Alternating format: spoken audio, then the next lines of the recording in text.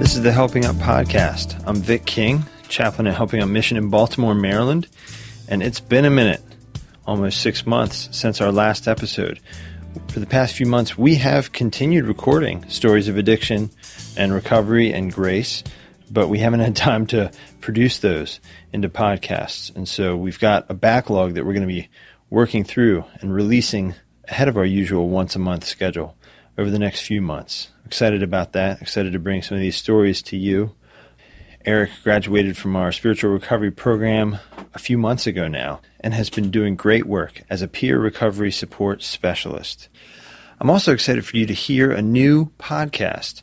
It's called Drug Stories. It's produced by Miriam Zimmerman and a few other talented journalists in the DC area. It's a short-form podcast. Each episode is maybe 6 or 8 minutes. They're sharing first-person stories of people affected by the opioid epidemic in all kinds of different ways. Not just folks who are in recovery, but folks who are in active addiction, first responders like paramedics, loved ones of folks who have died. It's a bracing and beautiful body of work. Again, the podcast is called Drug Stories, and they actually interviewed Eric as well. So with their permission, of course, I'm excited to share their take, their angle on Eric's story. So without further ado, let's dive in. This is from the Drug Stories podcast. When I was around 3 or 4 years old, my parents decided to move us from West Baltimore out to Carroll County, a very small town in Carroll County.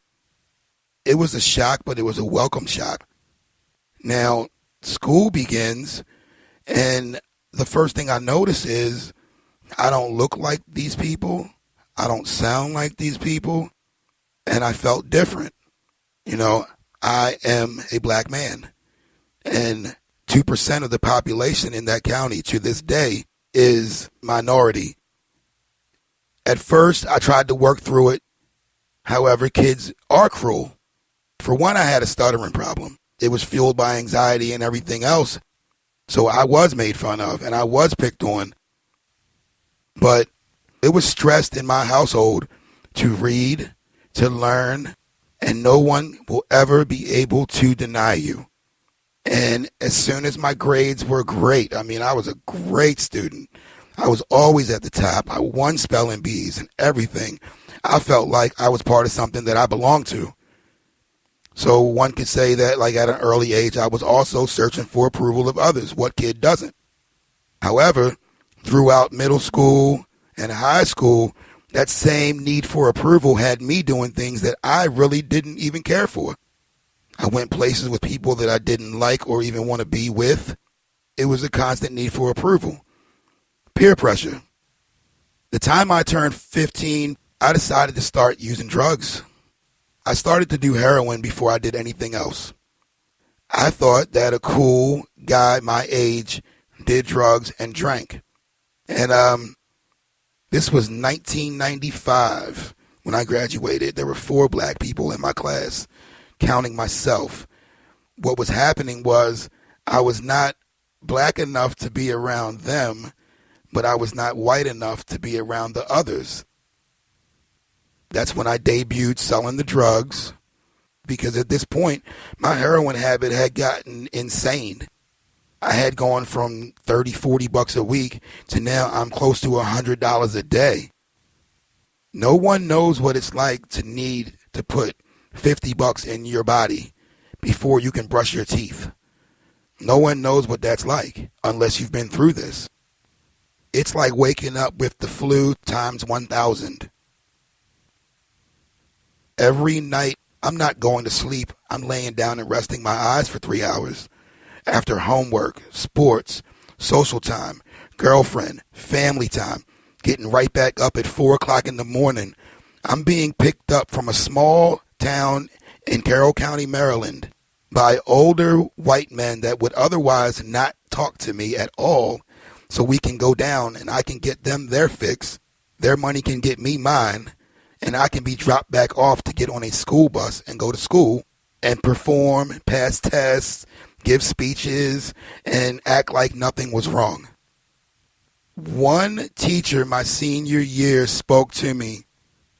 She said, "You know, Eric, I know you've had some problems, and if there's something I could do to stop you, I would. Only you have the answer. Please let me know what I can do to help. And I looked her dead in her face and I said, there is nothing wrong with me. What can you tell a teenager, especially a teenager that feels like he or she is in charge? When you're not done, you're not done. And I was out to do harm to myself. I couldn't do enough drugs. I couldn't do enough drinking. Everything I did was just so far off the meter. It's not about the drug pulling you. It's about feeling that you have nothing to live for. You have no hope. So I began to seek the solution. I chose this self-help group. I could show up the way that I was. I could be who I was. And within reason, me keeping my story as my story, someone was going to relate and get something from me even on my worst day. It was about learning how to live again. All I knew was drugs, and that's not living. So in 08 or 09, I checked into a sober house situation. I put together 2 years clean. My first time getting clean, I put together 2 years clean. But I fell again and used. And in 2010, I overdosed for the first time.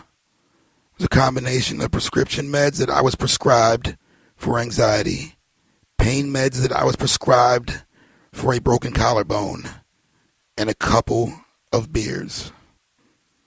So that began my overdose history. Once you overdose once, you're pretty much in line to continue that path until you die. That's just what I know based on experience. Overdose again, 2 more times that year. At this point, we know how it goes. I do well, and then I do not. I continue the same behaviors, and I get the same results. I didn't have enough to live for to worry about dying. It was as if I always needed someone's approval to validate me wanting and needing to live. I was never good enough for me. And I believe that's what's different about this time around. And I'm never going to say, I got this, I'm okay, but I'm definitely all right. This time, I checked into a facility. That was in April of 2017. I now work for a very prominent local hospital. My job is I link people with the help and the hope that they need to possibly seek treatment. Because I practice the principles, tolerance, patience, faith, perseverance, I managed to make a career out of my story, my life, and my experience. So this has taught me to look at myself and learn myself. And when someone's speaking, truly listen to learn. Because I don't always have an answer, but I do have an ear to listen. I'm Eric Whitaker, and this is my story. So that's the first part of Eric Whitaker's story. That was from the Drug Stories podcast. You can find them wherever you're listening to this. If you're listening to it in a web browser, you can head on over to drugstories.org. Or if you're listening through your podcast app, whatever that is, you can just search in the directory for Drug Stories Project. Now we're going to jump over into my conversation with Eric and hear some more of his story. Hope you enjoy it.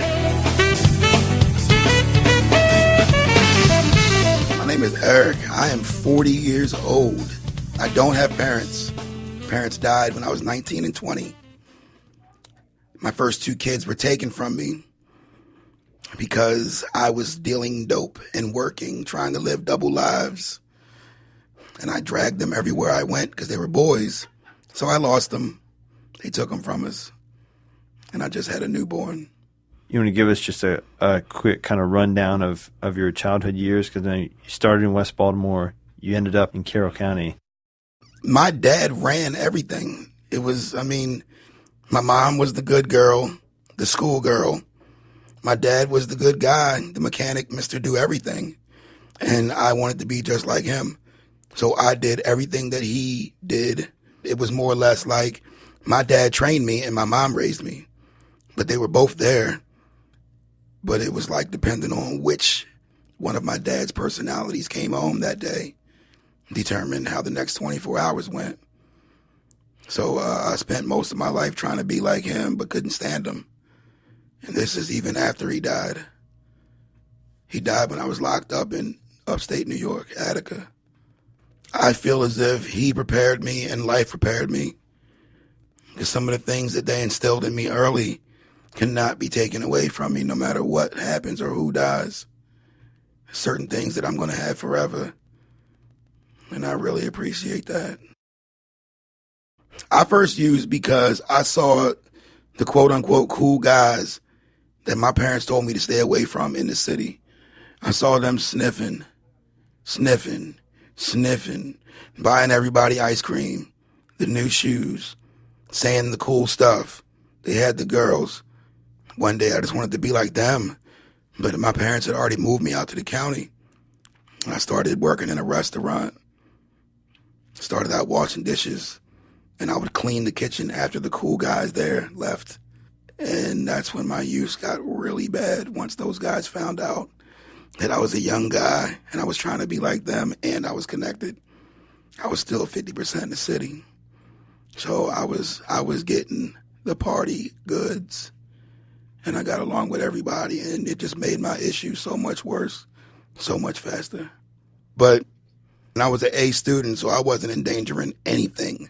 Yeah, very good student. It was pretty much instilled in me. Education is one of those things that you can put me in the bottom of the ocean and I'm still going to have it. I thought I was going to be a police officer. I wanted to be a detective, and I always found things and I always went exploring, and I'd always sit and watch everything, and I just felt like I had the best chance at it because I wasn't afraid of things. I always wanted to protect everything around me, and police did that back in the day. So after high school, what happened? Well, after high school, can't be a police officer when your first charge as an adult is robbery and assault. I was charged with a robbery for robbing a homeless guy for $4. And the boss from my same job, he came out and bailed me out, and he told them there's no way this guy did this. You know, this guy was over here eating a cheesesteak. The money that he had in his pocket is the money he had from his change. Why would he do this and that and this? Come to find out, someone coerced this gentleman into saying that because I was selling drugs and they couldn't catch me. So that prevented me from getting into Towson State immediately after graduation. And that 1 year turned into 2 years. And then I went to upstate New York, enrolled in school. And a week before school started, I got booked for robbery again. It was a street fight gone wrong. This time it was not looking good. So that began my little jail stint, my little history with jail. I was up there about 4 years, something like that. Came back to Baltimore from there. And then, well, my mom died when I came back down here. And I kind of spaced out for about 6, 7, 8 months. I walked out of her funeral and didn't go home for like 6 months.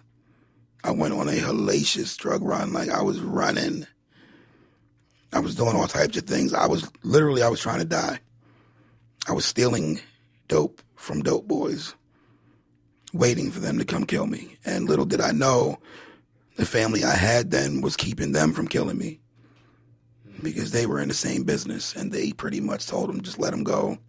We'll cover whatever he's doing. And I didn't know that at the time, but that's what was happening. And then I went to Philadelphia, Scranton area to get cleaned up a little bit. Went up there to try to just do it. And it lasted for a second. And then that's when she started doing the heroin. And that, in conjunction with a lawsuit we had against the police department, the pressure just broke all sorts of pipes.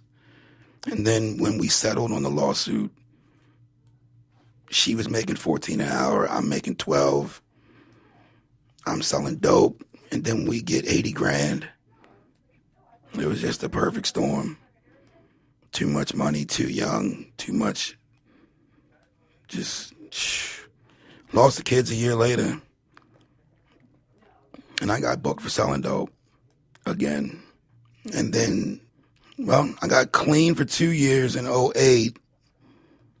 Honestly, I finally got into a rehab. I didn't know it was so easy.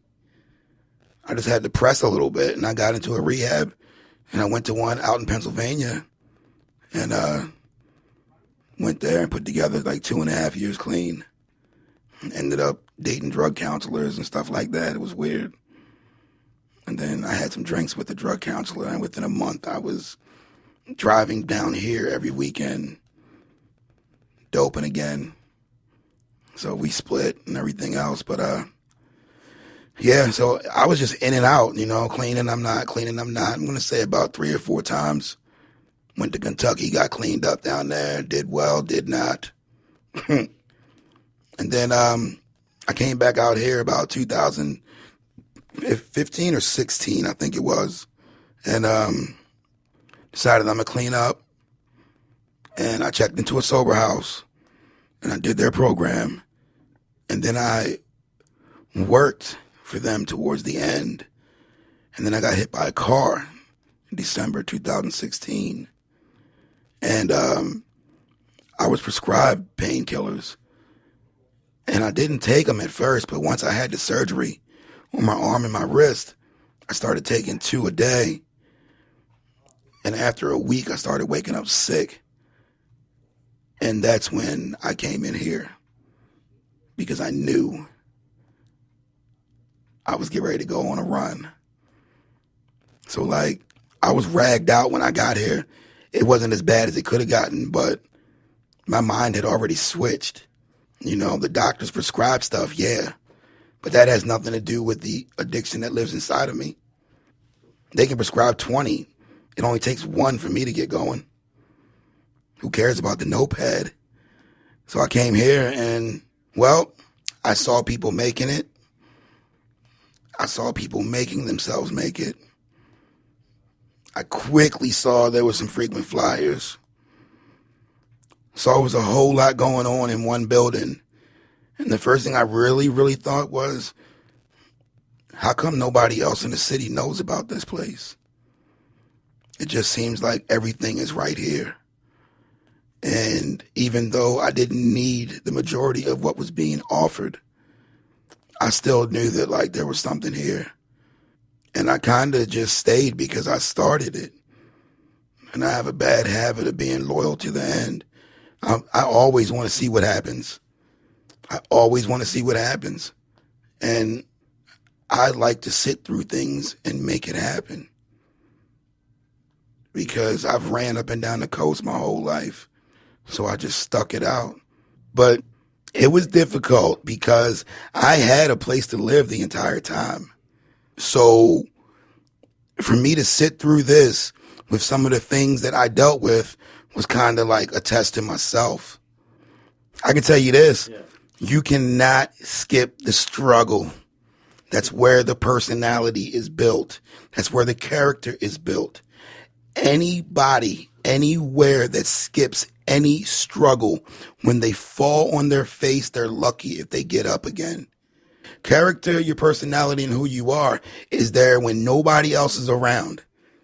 If your way to the top has been paved by people that want to make it easy, when you're the only one there in your car with a whole paycheck and it's 75 degrees and sunny, and you see that young lady walk by and she winks and you wink back, you've got a decision to make. If you don't remember how you felt, how you smelt, what you tasted when you first got here, you're going to repeat that. If you walk in the door to any facility and from the time you get there, you're treated like a celebrity, it's no wonder you're the one that goes back out the door and dies. This is a little more serious to me than it is a lot of people because I take recovery seriously. I still do things I shouldn't do. I still put myself in dangerous situations. I can justify with the best of them, but I do know this for a fact. You can't skip the struggle. It never works. It never works. Just look at it in basic terms. You take somebody, pull them off the couch, and you give them, hey, you're on the Olympic team. They've done no work. They've done no training. They've done nothing. How's that person going to perform when it's game time? They can't. And that's what that is to me. I mean, I work for like the nation's #1 hospital. I'm the overdose outreach advocate. I work in the emergency room as well as out in the community. I'm under bridges. I'm on tops of buildings. I'm in dope spots. I'm out front of dope spots. I'm in soup kitchens. I'm wherever they need me to be to try and help them connect to whatever it is they think they need. So that way, once they get what they think they need and it doesn't work, maybe now they'll be willing to try something else. Unfortunately, the way overdose works is that you overdose once. And from what I've seen since I've started working doing this job is they come in clusters. One overdose, 2-3 days later, another one.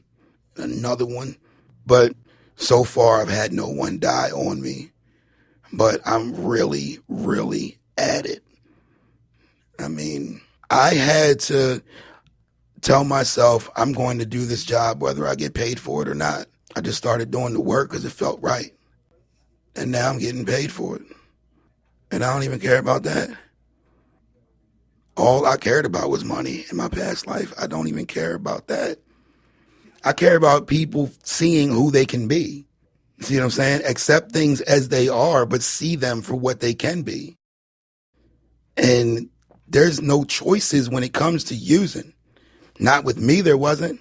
It was a 24-hour-a-day thing. I have choices nowadays.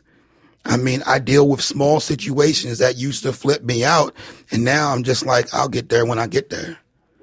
You know, little things like that. It's something in this building, and, you know, I'm not some super advocate, but I could tell you to have this many men in a building that wouldn't even talk to each other outside and no fist fights break out, there's something in the building.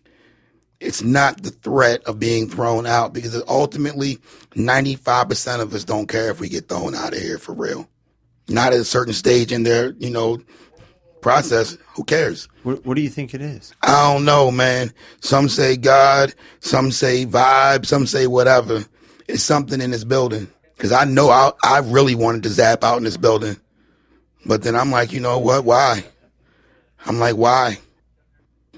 My spirituality is kind of like this. I tend to believe in whoever and whatever believes in me. But after this year, I've identified what believes in me. The name is God. I'm pretty sure it's a woman. I'm pretty sure because guys don't really have temperament to deal with things. I know I didn't. No, I don't do the orthodox thing. I don't do the put this on and go here thing. But when I see certain people throughout my day, or when I help somebody do something, and all they want to do is light candles and pray for me because God sent me, and I'm looking at them like, my clock almost didn't go off this morning. I almost wasn't here, you know? But to have it be tied to everything that I'm doing, who am I to say that it's not? I mean, I have a God, the same God that helps run my recovery. And I know this much. The way my God works, first thing I put ahead of my recovery is the first thing I lose. You know, right now there's some things that I'm obsessing over. If I truly put them ahead of my well-being in my recovery, I will lose them first and everything will crumble shortly thereafter. It's the truth. Stone cold truth. My motives had to be examined. I had to look at why I was doing things. If I'm trying to get the good job so I can get the money, so I can get the hot chick, my motives are screwed up. So when my outcomes are screwed up, why am I surprised? But I was doing the right thing, but for the wrong reason. So how do you define who you are today? I feel like that I am here right now to help. Period. That's not blind help, but I feel like my existence right now on this earth is if I'm not making it better, don't touch it. Oh man, as you look back on this year, the year that you spent here, what are you most thankful for? And then what are you still kind of working on today? I'm thankful that I got to meet every single person that I did. Every single person. Because now that I'm out here and I'm around town and I'm doing all these little things, I get to see them and help them. They get to see me and see that somebody has made it. And it just gives everybody a little bit of hope across the board. I mean, I want to try to like share the hope that I learned, because there was a lot of BS here, but there was also a lot of hope because I saw people come through the door totally messed up. And even before they got better, they felt better. It's real. So if they can do that, I can do this, and I can even be myself the whole time.